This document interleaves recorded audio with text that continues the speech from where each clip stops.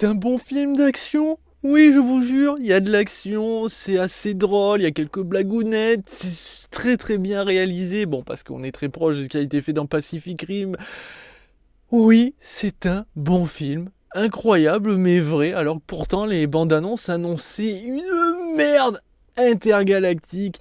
Bonjour à toutes et à tous et bienvenue pour la critique de Pacific Rim Uprising, mais que nous allons appeler ici Pacific Rim 2, réalisé par monsieur Stephen Hayes Dick Knight. Et si ça vous dit rien, je vous dirai simplement qu'il n'a réalisé apparemment, ou en tout cas produit, que des séries, entre autres Smallville, enfin quelques épisodes de Smallville. On en est là, du coup ça fait flipper, mais il s'en sort pas mal. Maintenant, il est vrai que c'est ce que j'ai dit au début. On sent quand même qu'il a repris la même équipe qui avait travaillé dans Pacific Rim, voilà, pour faire exactement ce qu'on avait vu visuellement, tout ça. Il n'y a aucune révolution. Ça envoie du lourd à ce niveau-là quand même, mais vous mettez Pacific Rim 1 à côté du 2, c'est la même chose au niveau de la réalisation. Il n'y a rien qui change, il n'y a rien qui bluffe, ou voilà, c'est la même chose, mais j'ai apprécié quand même. Au niveau des acteurs, et alors là, on va commencer par ceux que j'aime le plus. Nous avons Scott Eastwood, enfin, l'acteur est plutôt bon, on va dire, dans son rôle. Nous avons Charlie Day à nouveau dans son rôle de Newton. On a Burn Gormain dans son rôle de Herman. Ça fait plaisir de revoir ce duo, mais sachez qu'il y en a d'autres qui vont revenir. Je vous en dis pas plus, je vous laisse la surprise. Et l'héroïne principale, la jeune héroïne principale, je dirais même, Cailee Spaeny, en tant que qui incarne ici Amara. Alors, pour elle, elle joue bien, mais c'est son rôle qui est un petit peu, malheureusement, je trouve, passer un petit peu à la trappe, parce que le personnage n'est pas forcément extrêmement intéressant. J'ai pas réussi à m'attacher à elle quand cette jeune demoiselle va, à un moment, se connecter à un Jaeger. Donc quand il rentre dans la dérive, on se rappelle dans Pacific Rim 1, une des personnes est partie dans la Lune, et il fallait qu'il fasse la même chose ici. Ouais, il y a des trucs comme ça qui se ressemblent un peu trop, et c'est beaucoup dommage, mais du coup, le souci c'est que, comme j'ai revu cette scène, je me suis dit, oh mais non, pas encore, c'est la même chose, et donc on va voir un vieux flashback pour qu'on soit là, oh la pauvre, oh non, c'est trop triste, et pourquoi c'est encore une fille qui subit ça? Pourquoi c'est que les filles? Non mais vous avez un problème avec elle? Non mais voilà, c'est pour souligner, mais c'est triste, et du coup j'ai pas réussi à spécialement m'attacher au personnage, mais sachez qu'elle joue très bien, et du coup c'est à vous de voir s'il y a une certaine affinité. Pour ma part ça n'a pas vraiment fonctionné. Le pire du pire, hein, celui que je ne peux plus. Je ne peux plus, cet homme, John Boyega. Du début jusqu'à la fin, le héros principal, le personnage le moins intéressant et surtout le personnage le moins charismatique. Pourquoi? Parce que John Boyega, c'est le seul acteur au monde à jouer la colère, la joie, la tristesse, tout ce que vous voulez avec le même visage. Il a aucune expression sur son visage. C'est affolant. Ici, c'est la même chose. À un moment, il fait de l'humour, sa tronche, on dirait qu'il en a rien à péter, qu'il est genre, ouais, je m'en fous, je suis payé. Non mais c'est...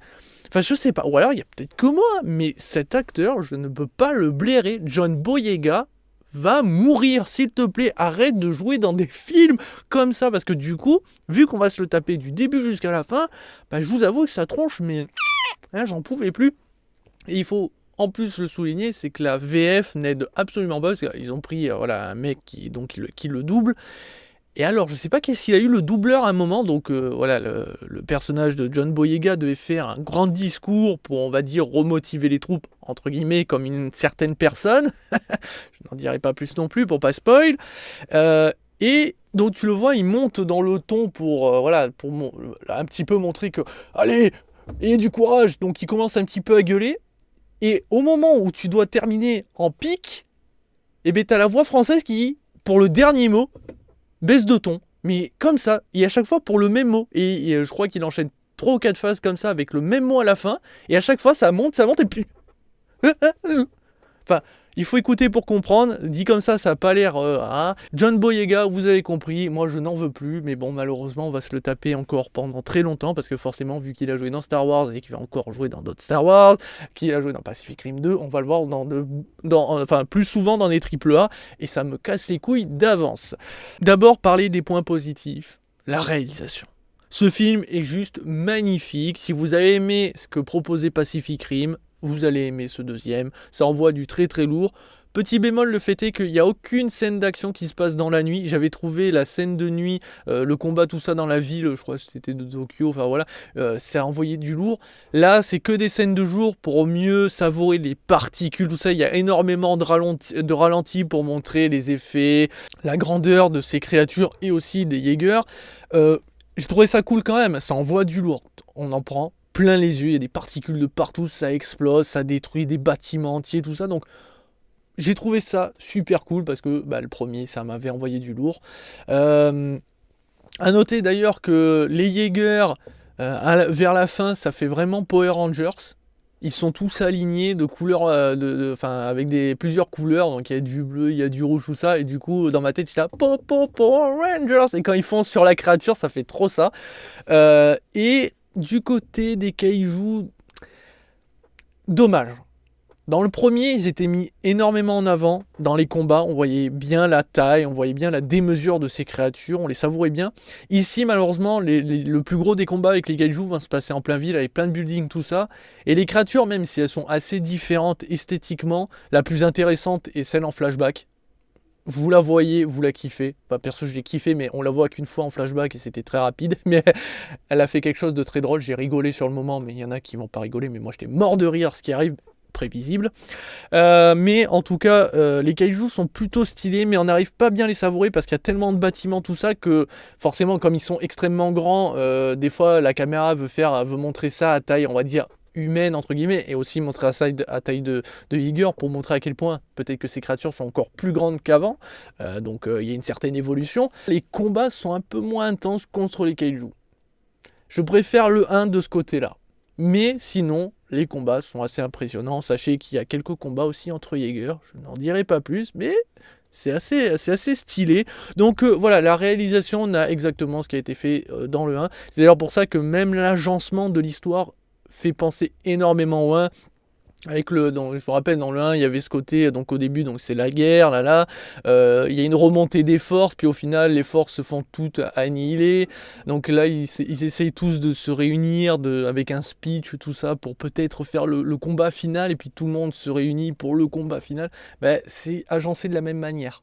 Sauf que ici, on ne part pas en guerre dès le début, puisque je vous rappelle qu'à la fin du 1, normalement, on a gagné. Voilà, et il faut savoir que le film, donc il y a un côté complot avec des humains, il y a un côté forcément avec des créatures, donc les kaijus, parce que même si, je vous rappelle que les kaijus, on ne sait pas comment ils sont arrivés là, donc peut-être qu'il y en a encore sur Terre, cachés, donc je vous laisse la surprise, je n'en dis pas plus, mais voilà, il faut être honnête, l'histoire ne vole pas très haut, mais au moins elle a l'avantage que comparé au premier épisode, elle nous offre énormément plus de réponses, puisqu'il est vrai que je vous rappelle que dans le 1, ces créatures, elles étaient là, on ne savait pas pourquoi elles étaient là.